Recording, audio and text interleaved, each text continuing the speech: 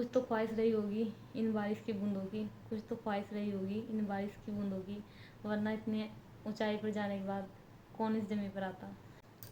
आपको पता है कि नेपाल में एक केस हुआ है, उसमें जो गर्ल्स थी वो इंडियन थी और नेपाल का जो लड़का था उसके साथ उसने शादी की थी। मतलब उसकी शादी अरेंज मैरिज हुई थी, उन्होंने फेसबुक वगैरह पे पसंद भी की थी चीज़ें, तो उनकी शादी वगैरह हो गई थी दोनों साइड से।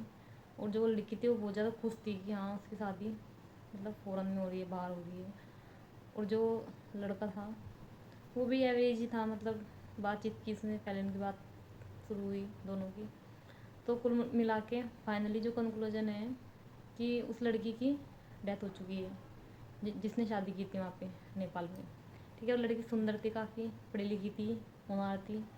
और जो लड़का था वो भी शायद एक सर्विस में ही था, किसी सर्विस में था। और वहाँ पे कुल मिला के बात ये थी कि जो लड़के का जो फैमिली मेम्बर थे लड़के का, वो सब गवर्नमेंट जॉब में थे, कोई शायद डिस्ट्रिक्ट मजिस्ट्रेट वगैरह या फिर सब जॉब में थे, वो सर्विस में थे। और उसके बाद भी उन्होंने मांग की है लड़की वालों से कि 30 लाख रुपए और जो भी जेल वगैरह वो और सब कुछ। यहाँ तक कि जब लड़की की शादी हुई है उसने अच्छे तरीके से, उसके पेरेंट्स ने शादी की थी, कराई, दहेज वगैरह सब कुछ दिया, कैश दिया, सब कुछ दिया था। बट फिर भी ये है ना कि कहते हैं ना कि आज के टाइम में हर चीज़ फ्रेब है। ठीक है, इंसान अकेला रह लो वो सबसे सही है। अकेले इंसान को ना किसी की टेंशन है ना कुछ है, बस अपना आराम से अकेले रहो और ठीक है। उस लड़की ने कितने सपने संजोए होगी कि बाहर शादी होगी उसकी। उसके बाद भी उन्होंने उस लड़की के जो पेरेंट्स थे उनको नीचे दिखाया, नीचे ये दिखाया करके कि तुम्हारे पास में कुछ नहीं है, तुम्हारा स्टेटस और हमारा स्टेटस कितना डाउन है। यहाँ तक कि वो सब चीज़ें बोली। और उस लड़की को इतना मेंटली टॉर्चर किया गया, इतना मेंटली टॉर्चर किया गया, यहाँ तक कि वो प्रेग्नेंट भी थी और उसके ऊपर भी इल्ज़ाम भी लगाया, उसके ऊपर बोलना तो नहीं चाहिए बट ये कि इल्ज़ाम भी लगाया इसके ऊपर, हर चीज़ वो करी जाके। तो इतने उससे शादी की थी, 2025 दिसंबर 2025 में शादी हुई थी उसकी। और अब वो बेचारी लड़की ख़त्म है। बेचारे जब उनकी वीडियो देखते हैं ना आंखों में से आंसू आ जाते हैं, इतना दर्द, इतना दुख ऐसी ऐसी स्टोरी से हमें देखने को मिलता है। और हम लोग कहते हैं कि हाँ हर चीज़ सेफ है, शादी कर ली, माँ बाप की टेंशन ख़त्म हो गई, लड़की की सारी टेंशन ख़त्म हो गई। ऐसा कुछ नहीं होता है। जो लड़की की असली टेंशन होती है ना, असली प्रॉब्लम जो होती है आफ्टर गेटिंग मैरिड के बाद ही शुरू होती है असली, जिसको हम बोलते हैं कि हाँ ये प्रॉब्लम है। बाकी है कि जो पहले चलती है वो तो रहती है, लेकिन आफ्टर गेटिंग मैरिड जो उसकी प्रॉब्लम रहती है वो ज़्यादा शुरू हो जाती है। बिकॉज जो ससुराल पक्ष है उधर से अंडरस्टैंडिंग नहीं हो पाती, हस्बैंड के साथ में अंडरस्टैंडिंग नहीं हो पाती, जो फैमिली मेम्बर है अदर अदर थिंकिंग रहती है सबकी, तो उनके साथ में नहीं अंडरस्टैंडिंग हो पाती।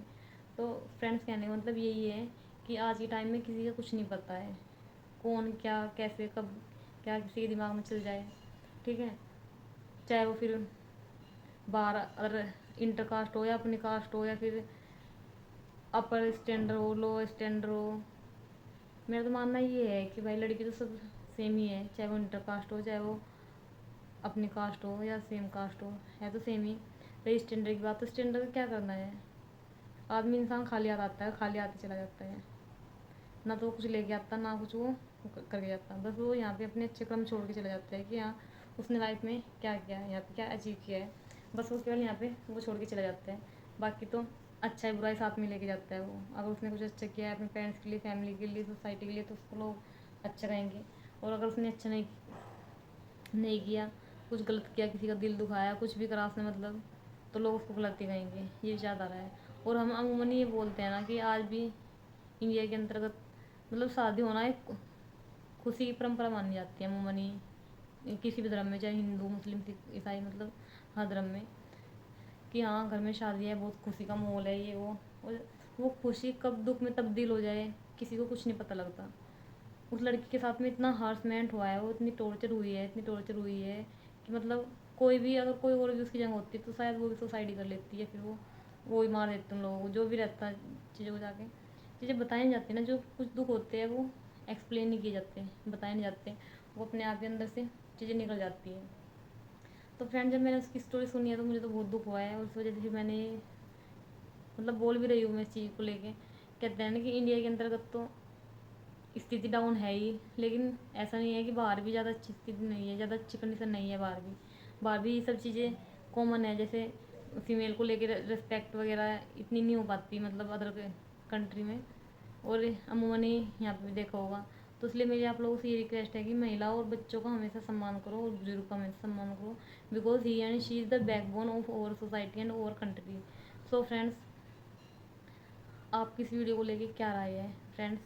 मैंने तो ये देखा है जी, जितने अब सोचते हैं ना कि हमारा स्टैंडर्ड ज़्यादा है, हमारा हमारे पास पैसा ज़्यादा है, हम कुछ भी कर लेंगे, कुछ भी तुम किसी की जान वापस ला सकते हो, तुम किसी की बेटी वापस ला सकते हो, तुम किसी की पत्नी वापस ला सकते हो, तुम किसी बच्चे की माँ को वापस ला सकते हो।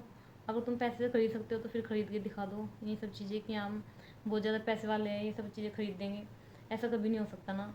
इंसान को कभी नहीं भूलना चाहिए कि एक झटके में दौलत ख़त्म हो सकती है, एक झटके में दौलत ख़त्म हो सकती है, और एक बीमारी से खूबसूरती ख़त्म हो सकती है हमेशा हमेशा के लिए, और एक गलती से इज्जत ख़त्म हो सकती है। इसलिए इन तीनों चीज़ों के ऊपर कभी भी मान गुमान नहीं करना चाहिए फ्रेंड्स। तो फ्रेंड्स, मेरी संवेदनाएं उस परिवार के साथ में है फ्रेंड्स। आप इस वीडियो के बारे में क्या सोचते हैं मुझे अपनी राय कमेंट सेक्शन में ज़रूर देना फ्रेंड्स। और कहते हैं ना कि ज़मीन पर बैठ कर क्यों आसमान देखता है, ज़मीन पर बैठ कर क्यों आसमान देखता है, चल उठ खड़ा हो, ये ज़माना सिर्फ उड़ान देखता है। फ्रेंड्स, थैंक यू, जय हिंद।